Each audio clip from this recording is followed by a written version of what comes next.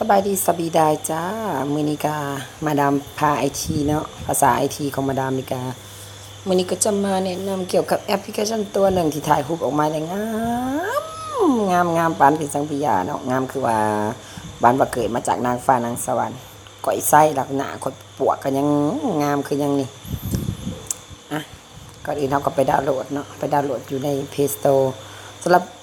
iPhone แล้วก็ไปอยู่ใน App Store เนาะ Play Store แอปที่มีชื่อว่ายูริกิ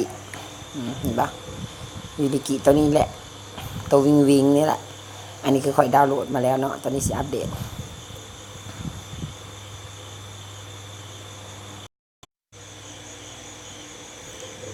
บัดนี้ก็ถือว่าเราดาวน์โหลดแล้วเนาะมันก็จะขึ้นมาแบบนี้แล้วก็เปิดนี่แหละเบิ่งข่อยก็งามเบื่ออุ้ยเห็นปะอันนี้หนังหนาแท้เลยนี่หนังหนาฟอร์มก็มีเลยนี่คืออย่างนี้มันก็สามารถปรับได้ตามตัวนี้แหละปรับเป็นแอปความงามปรับเป็นอย่างประมาณนี้หนานี่โอ้ยเป๊ะคืออย่างนี้วีเชฟนี่ปะตัวจริงนี่หนาข่อยมันเป็นแบบนี้เลย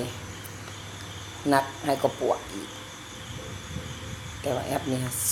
สุดยอดคิ้วเด้อ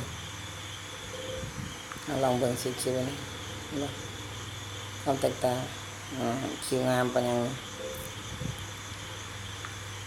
แต่งอีกครับไปก่อนวันนี้เอาตาเลย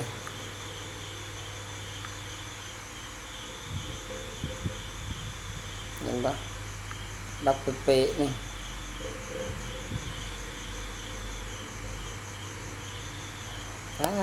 ปานวางงามกระโดดแต่นางหนาแท้โอ้โหบ่เป็นตะบึงจบคลิปเพียงเท่านี้เนาะคลิปนี้สั้นๆบ่ได้ยาวเด้อ